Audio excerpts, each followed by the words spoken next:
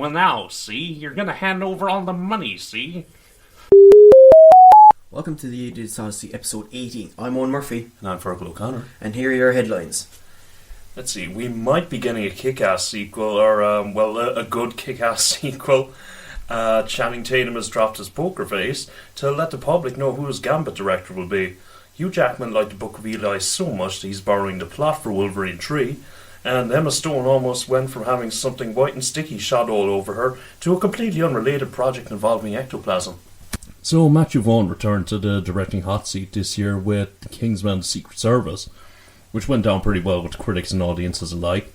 And it looks like he's after getting his confidence back because he's talking about a kick-ass sequel and a prequel called Hit Girl.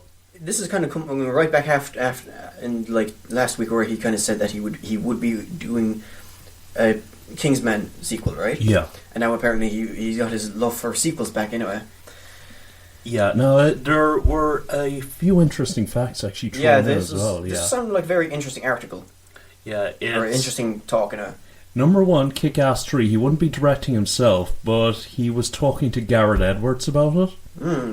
Very interesting. Yeah, which... and of course Garrett Edwards is the Godzilla guy. And the dude who was directing one of the new Star Wars films. I think he's directing Rogue One, yeah. He's directing Rogue One. Yeah, and then Rian Johnson is doing the... episode 8.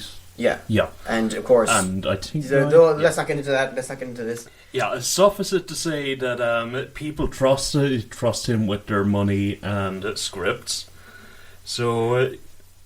apparently Mark Miller is working with Matthew Vaughn right now on the script for KickAss Tree, and they're working on that Hit Girl prequel, which with that one they're kind of hoping to get the fans, let's say, goodwill back after the god-awful abortion that was Kick-Ass 2. I think the way he said it is that he wanted to do basically Hit Girl and Big Daddy origin story. Yeah. And then off the back of the goodwill of that, be able to do whatever it's called, Kick-Ass Tree. Yeah. Or whatever. Which I'd be fine with the prequel being called Big Daddy, just because Nicolas Cage was utterly fantastic in that. Yeah, I think it's like that kind of comic book stuff is kind of one of those things that Nicolas Cage being all crazy is a benefit. Yeah, there is no good or bad with Nicolas Cage. There are only good and bad Nicolas Cage roles. You can't put a quality on the man himself because he's a force of nature. Yeah, as in if you let him be crazy enough, it has the possibility to be entertaining, to say the least. Yeah, it's like even in Wicker Man, which is bloody awful, is incredibly entertaining watching him. Apparently, like one of the more disappointing ones I think Left Behind is a role in which he wasn't allowed to go crazy enough.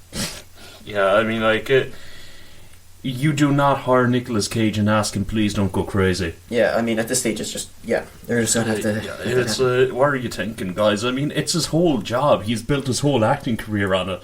But in Kick-Ass, he's allowed to go super nuts. And that is one reason why you should be excited about a proper Kick-Ass sequel. That's the thing. A sequel wouldn't have Big Daddy, but the prequel would.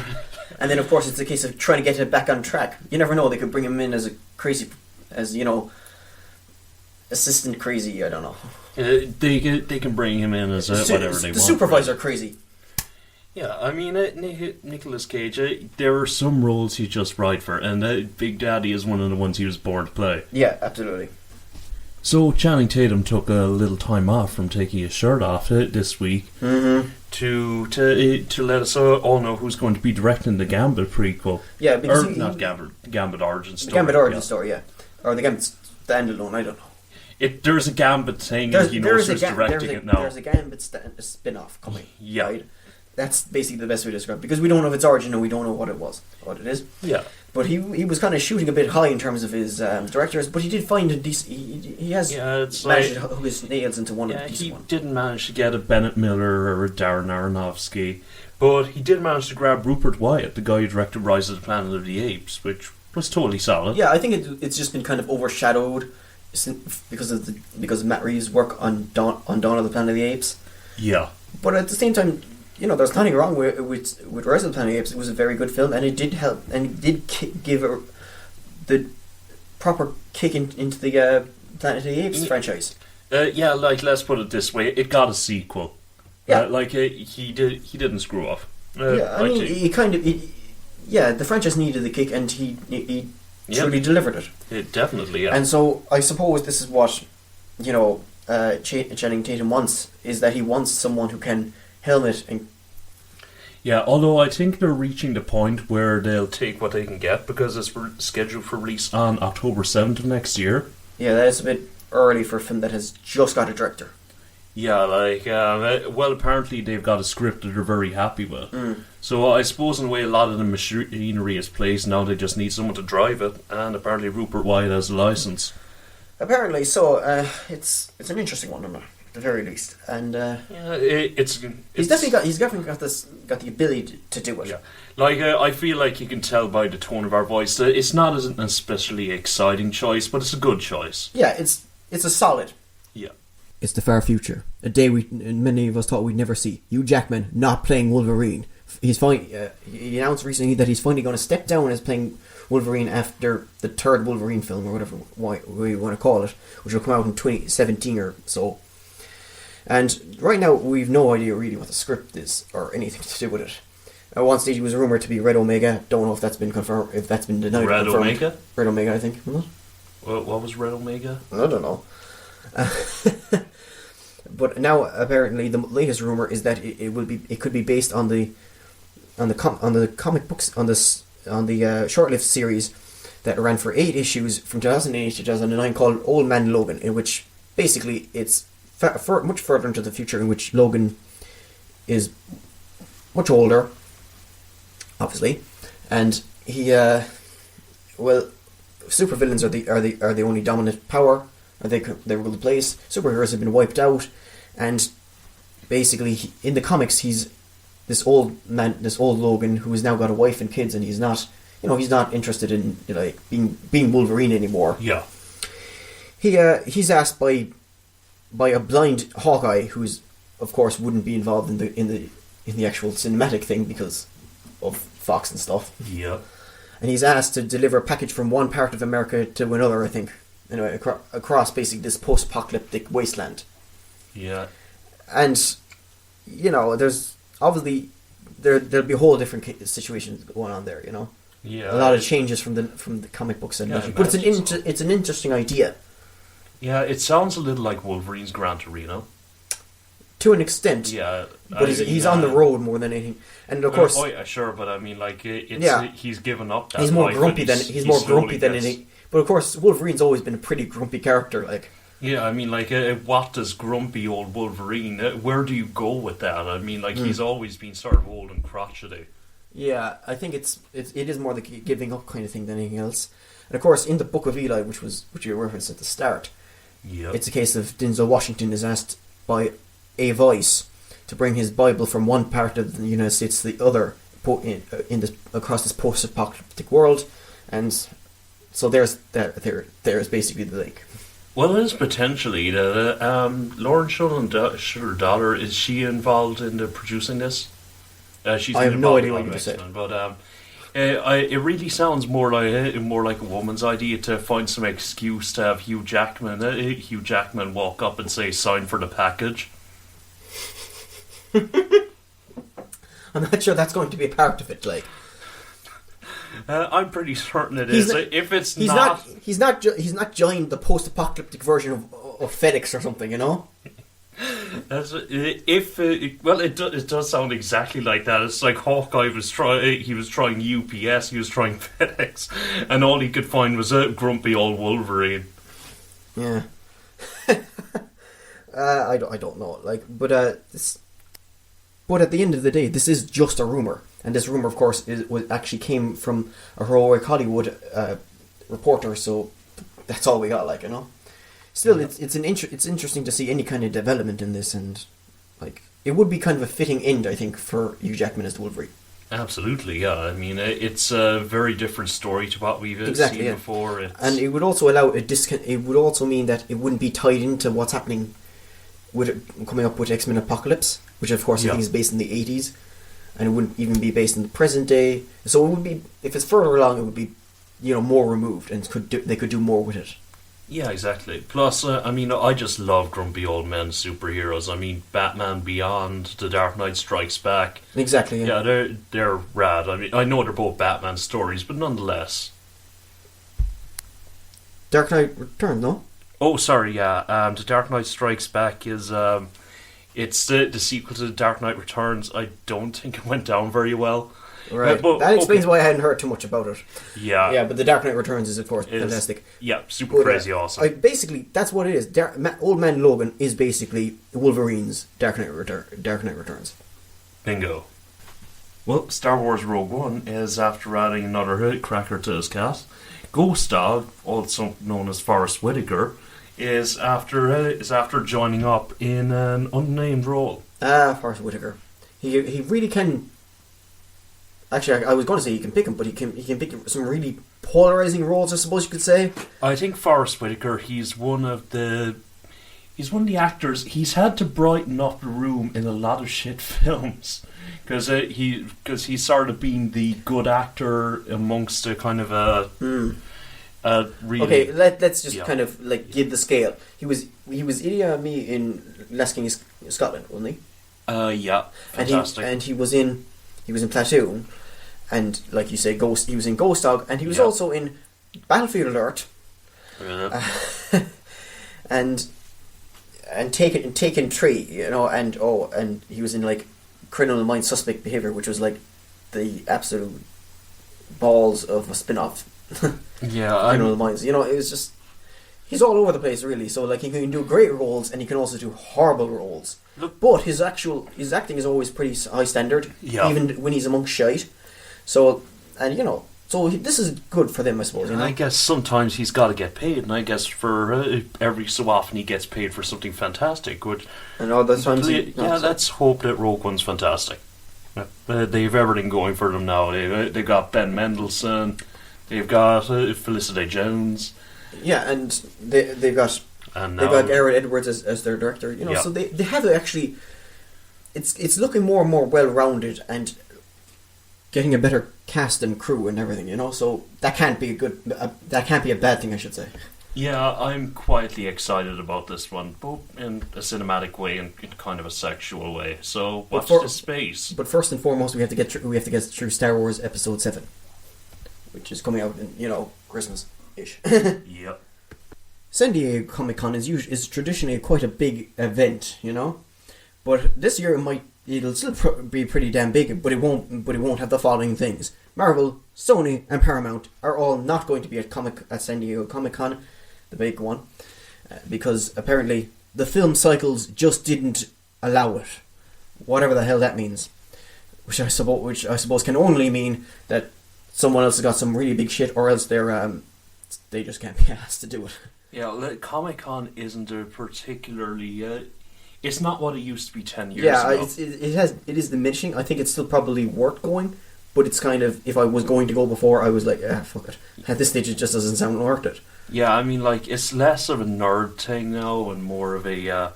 giant crowds. Yeah, I'm not complaining about it going mainstream, really. The problem is that the mainstream thing has just filled the crowd like a fucking... filled the Comic-Con space like a fucking cattle market. I think for a lot of these things, especially Marvel, they kind of like... They tend to go to more other places. And like, I think Marvel are mostly based in New York, so they can like use New York for more things. But it's weird that they all pulled out. But, do you know who didn't pull out? DC. DC didn't pull out, and...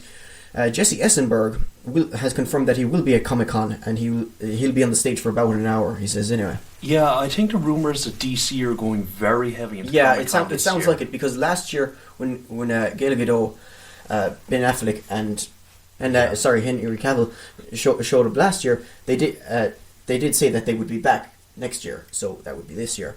So they'll be back, but also Jesse Eisenberg is going to be back. Now, Jesse Eisenberg has also gone on to say about his Lex Luthor character that it's a great character. There's a real emotional core to the character. It's not this silly villainous character.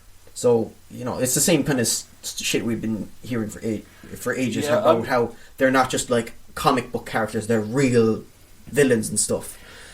Yeah. I mean, I don't think this part is particularly news. I Not mean, really. These are basically two half pieces of news crammed together. Yeah, it's like we weren't really expecting Jesse Eisenberg to stride into the film about 10 minutes ago, and like just go, well now, see, you're gonna hand over all the money, see? You see, he's when he's twirling his he's mustache or whatever. twirling his mustache. He's got a top hat on, so you can't even tell he shaved his head. It's Lex Luthor. You didn't expect him to be a fucking clown, or maybe not clown isn't the right word, keeping in mind the Joker, but you didn't expect him to just be a villainous, silly. Like, I can't believe he even included the word silly into the damn thing. Yeah, it's like, no one expected it to be silly, man. No one. I mean, yeah, DC, no jokes. You know the rules. Yeah. It's dark and edgy all the way. Exactly, and I don't think this is going to be any different, to be honest. No surprises here. Batman versus Superman, Dawn of Justice, whatever you want to call it, it's not going to be silly. It's not going to be fun. To be honest, it's just going to be, It's a Zack Snyder film. Zack Snyder does many things well. One thing he does not do well comedy. is humour. Yeah, no, he doesn't do subtle comedy well. Yeah. Although I thought it was pretty funny, that joke he did, where somehow he managed to convince the producers of Watchmen to cast Malin Ackerman in the film. And that was one of the biggest pranks I've ever seen anyone pull. Yeah. So for anyone who was looking for an American Hogwarts, I don't think any of you were, that is what we are getting in Harry Potter spin-off Fantastic Beasts. This is, like... in terms of who's writing this is J.K. Rowling who's writing it. Yep. Okay, so it's, yeah. Yep. That's Fantastic fine. Beasts and Where to Find Them is the full title. I'm sorry, sometimes I forget the titles of films that I don't give a shit about. Yeah, this is... it's just a spin. It's a spin-off of a book that didn't need a spin-off. I'm aware that the actual Fantastic Beasts and Where to Find Them is like... It's a spin-off book. Yeah, but just the scale of this book. The book was 42 fucking pages. Yeah, it's just and they're making a trilogy of films. Wait, what? It's a trilogy. It's a trilogy? I thought it was just a one-off film. It's a trilogy. I'm going to keep repeating this until it sinks into both you and myself. That doesn't make sense. Like, it does not. This is just like what the book is, right? As far as I can tell, it's just like unicorn. This is what a unicorn is. This is where unicorns are generally found in, Unicorn land. In that magical world. And you're just like in that whatever. In that world where magic exists, and you're just like, okay, you described it, you told us there. I don't see much of a story here, to be honest. Yeah, that's about right. Apparently the storyline so far is that we have an actress, by the way, Katrin Waterston, who has been in Inherent Vice, and Michael Clayton's going to be playing the female lead in the film. Yeah, and I think she's going to be in Steve Jobs'. Yeah, she's going to be in Steve Jobs as well. I mean, she's going to be pretty busy. And there's going to be a photo of her wearing a really low cut dress in the show notes. Yeah, we're a classy podcast, everyone. But of course all the show notes that we mentioned can be found in the show notes at idiotsodyssey.com/IO18. Yeah. Sometimes I wonder what we're doing here. But, okay, let's see. Plot of the film. Newt Scamander, played by Eddie Redmayne, who can act, so I don't know what the hell he's... Yeah, well, at least it shows that they have assembled, like, actors. Yeah, they've assembled actors to act in their acting film. Yes, actor... Like, the guy just won an Oscar, right? Give him that. Yeah, although he was also in Jupiter Ascending or Descending, whatever it was called. He's playing Newt Scamander, so they're carrying on the Harry Potter tradition of ridiculous names. He actually is a character in it, isn't he? He's mentioned a few times, isn't he? Yes, he is. So that's a thing, Yeah, and he travels from England to New York in search of some of these fantastic beasts. Yeah, because if I'm a magical, forest-dwelling creature, I'm going to go to New York City. Yeah, and there he finds, we've got a whole new ridiculous Harry Potter name here. Oh, Catherine Waterston's character, Parpetina. I didn't make that up. What? Parpetina. She sounds like. Yeah, I'll take her word for it. Anyway, potpourri. Go on. That's everything on this bullshit. The movie's expected to be released in 2016. And it'll probably definitely be released in 2016 then. Yeah, so, there's been a lot of on this podcast lately, but nonetheless, Yeah. So, you know in army films where they decided they're going to build the perfect soldier? Sure. Yeah. Well, Hollywood, and Clint Eastwood specifically, has decided that he is going to create the most likeable film character ever. They have Tom Hanks playing... Who's already a pretty likeable damn actor, like. Yep. Playing Captain Sully Sullenberger in Sully. The film is called Sully. Now, some of you may remember a few years ago, 2009, was it? Yeah. When a plane had to crash land basically in the Houston River. The Hudson River, yeah. Hudson River. Yeah. And, well, that's basically who he is. Yeah, this is the guy who saved a plane of people by landing a plane in the middle of a fucking river in New York. And he's been played by Tom Hanks. I mean, it might be the most charismatic film character on paper of all time. I think he's likeable. I wouldn't say, in terms of from a human and from a human perspective. Yeah. Oh, he's super duper likeable. I wouldn't exactly say charismatic because I have never seen this guy. You know what I mean? I'm just going to call him Mr. Super Jesus. Okay. But what's interesting to note is that it's Clint Eastwood directing it again, which will make it the 4th consecutive film that he's made a biopic of. Yeah, Clint Eastwood's found his niche now. It was J. Edgar, Jersey Boys, American Sniper, and now Sully. Yeah. So it's, he's finding it, and I still would like to see him do more, unique stuff or adapt from novels or whatever. But whatever, I'll take a Clint Eastwood film. Yeah, I mean, he's a really solid director. I mean, I think in American Sniper he really did like this nuanced portrayal of an army soldier who comes back with such bad PTSD that he can't even realise his own baby has become a robot. Seriously, like how did the man not get an Oscar for that? Like he was, he had to move the head. Yeah, he was moving the baby's arm with his fucking thumb. Bradley Cooper is not a normal actor; he's a super actor. For those who don't know, Bradley Cooper had to actually, instead of using a real baby or whatever, they had to. Or stunt baby, I suppose you'd call them. They actually had to get in They had to get in a baby. Yeah, there was something wrong with Baby One. They had to get in a baby doll to and he had to move him with its thumb and stuff. Ah. Yeah, apparently they had an actual film standard fake baby somewhere on the set, or not somewhere on the set, but somewhere within reach. At least Clint Eastwood just wouldn't wait. He just said, "Nah. We're just going with the doll, baby." At least that's how I like to imagine Clint Eastwood said it. Probably was it. Hell, he might not even have told them that they were recording. He just looked his cinematographer in the eye and said, "The audience might not notice this. Are you feeling lucky, punk?" As Netflix have announced 2 new cast members to join their post World War II British drama called The Crown. They've got John Lithgow, who will be portraying Churchill. Most famous for his roles in, I suppose, Third Rock from the Sun and when he was the Trinity Killer in Dexter. And also Matt Smith, most famously known as the 11th Doctor, will be portraying Prince Philip. This Netflix series is basically going to be about, Britain in the post World War II era, and it's basically supposed to be decades long kind of thing, as in it's going to encompass decades long. It's not actually going to go on for decades.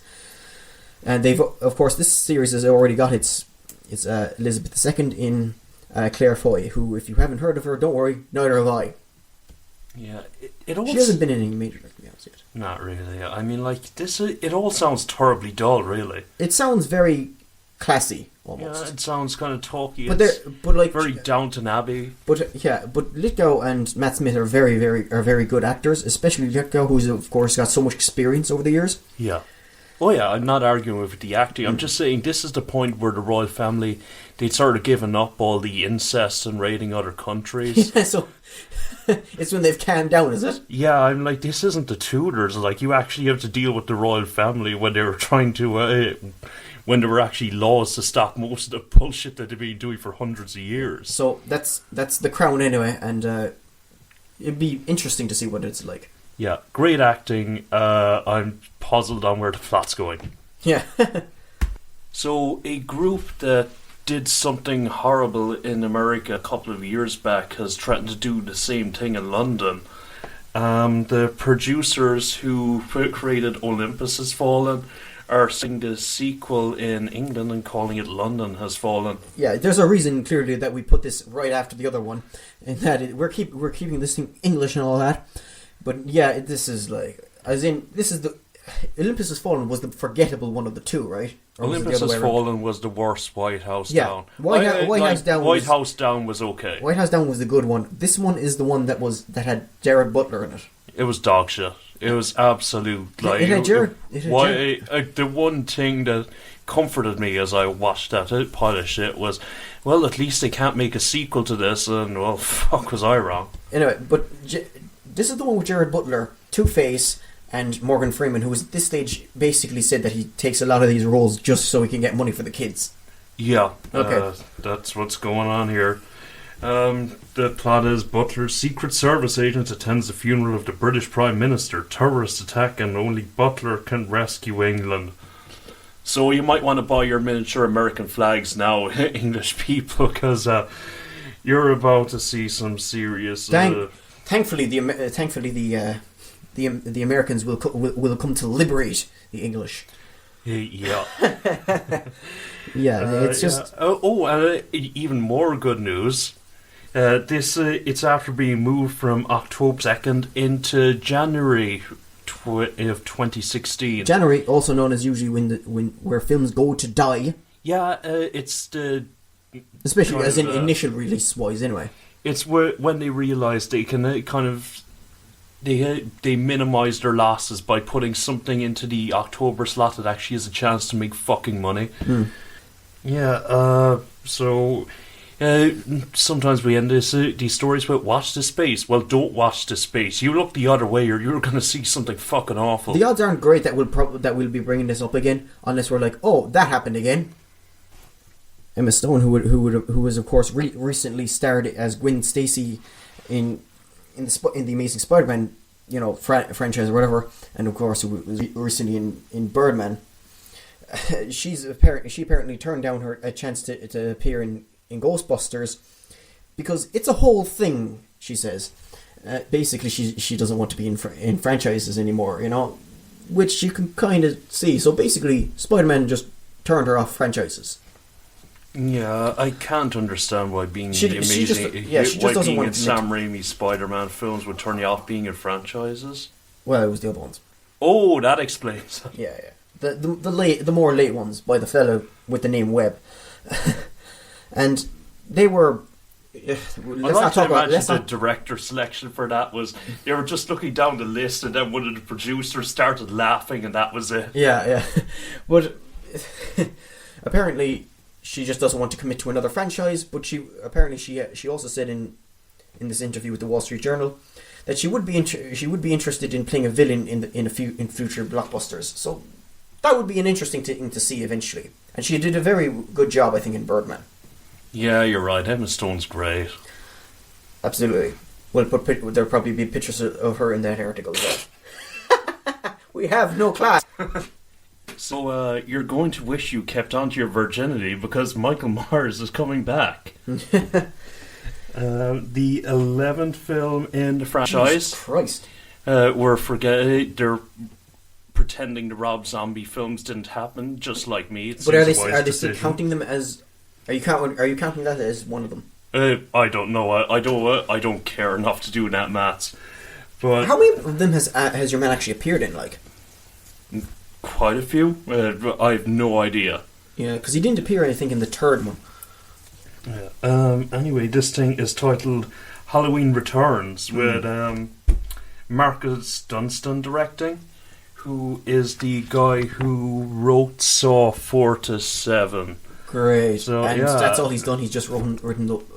He's written some of the most hacky torture porn of all time. He's written... And torture he porn. directed The Collector and The Collection, which I heard they were pretty scary. I haven't watched them. Maybe I should get around to that. But right now, I see no reason to be particularly excited for this, apart from the fact that Rob Zombie's not involved. Yeah, I mean, that's kind of... yeah, that's kind of picking at the morsels, isn't it, for reasons to look forward to something. Yeah, it's like I know they got a kind of a shithouse director, but at least they don't have that other shithouse director. Okay. I know it sounds like I'm down on pretty much everything this week. But this is depressing fucking news. This will make you feel blue, I suppose. I mean, like, when Hollywood keeps doing things like this, and by this, I mean releasing a Smurfs reboot called Get Smurfy, it's hard for me to keep happy about things. Is this like another live action take? Like we had the Smurfs 1 and Smurfs 2 or whatever it was called? It could potentially be a live action take. It's probably an animation, I think, based on the information we have. It's Demi Lovato, Mandy Patinkin, and Rainn Wilson are the cast members announced so far.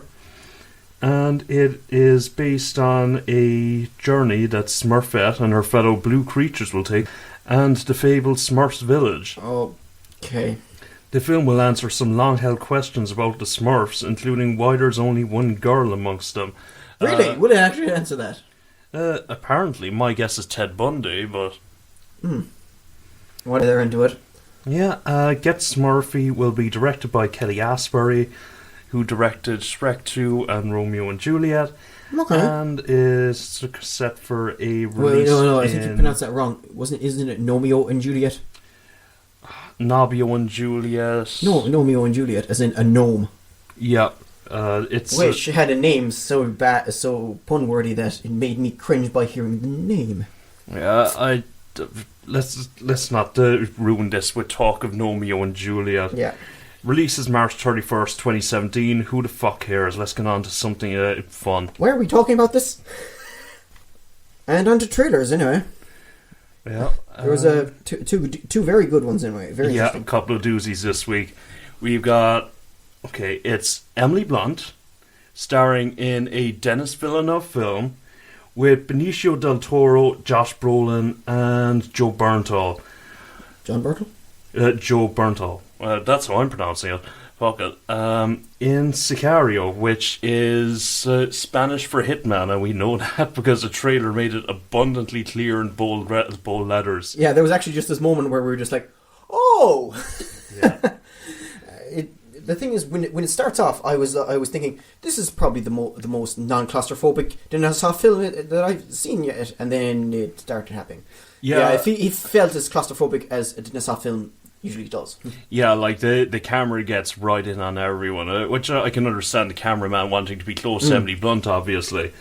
But the story is set in the lawless border between the US and Mexico. And Emily Blunt playing an idealistic FBI agent who's exposed to the brutal world of international drug trafficking by members of a government task force, played by Josh Brolin and Benicio del Toro, who've enlisted her in their plan to take out a major Mexican cartel boss. This is actually a really big thing, like in Mexico, that there's like this drug cartel and this the war on drugs. It's massive. It's massive down there. Over there, I should say. The cartel that make gangs nearly everywhere else in the world. It's ferocious, Yeah, so it's definitely topical, but I mean, it's Denis Villeneuve directing some fine actors. The trailer, bloody hell, more than topical, I think. More than topical, I think it's necessary so people know about it. Yeah, well, I think we get the idea just from hearing about the punishment. I mean, it's not even punishment beatings; it's punishment. They draw and quarter people, for Christ's sake. Jesus, yeah. This, of course. Yeah. So it's Denis Villeneuve once again directing some intense shit. Yeah, so it's a very intense. It's a very intense trailer. So it's like some horrible shit. But I'm super excited to see it because Denis Villeneuve with intense material sounds right up my street. Everyone's street, I think. It should be, you know. Although I wouldn't take the kids. They're not going to like it. Yeah, it's not going to be PG, kids. Yeah, it's like that time apparently we see the Silence of the Lambs. It's never quite the same after that. The next trailer was Dark Places, which of course, reunited Charlize Theron and Nicholas Hoult, who you might know from their work together on Mad Max. Yeah, they were in Mad Max together, and you know, this is another interesting film. You know. Yeah, for definite. I mean, Mad Max Fury Road was the most metal film of the year, but this definitely has some super heavy metal elements. Yeah, this has some kind of sadistic elements. Well, not necessarily it's a sadistic, but in terms of it's there's heavy hints of the kind of Satanism hysteria that kind of swept America during the 80s, where everyone was convinced that satanic cult sacrifices were happening behind every closed door. But it's also, what's I think important to notice is that it's written by Gillian Flynn, is it? Gillian Flynn, Flynn, who of course you may know as being the writer and author of Gone Girl, from last year's Gone Girl, I should say. Yeah. I've got to be honest. I know it's this kind of feels just as intense and just as cool, if you will. Yeah, but I'm kind of excited to see some satanic cult murder again. But it's Charlize Theron, Nicholas Hoult, and Chloe Grace Moretz. So we got a hell of a cast on our hands. We've got one of the most intense trailers of the year. I mean, it's pretty intense, like, and it'll draw you in, like, you know. Yeah, I think it's interesting actually just seeing like from the outside, Gillian Flynn. It seems like at least within these two separate properties, she's done this thing where there's a girl involved who was very famous as a child for some reason. Yeah. So true, yeah, maybe that's a commonality to her work. I don't know, but film looks rad as shit. Maybe. And unfortunately, this is the part of the podcast where we bring you some bad news. John Hurt has been diagnosed with early stage pancreatic cancer.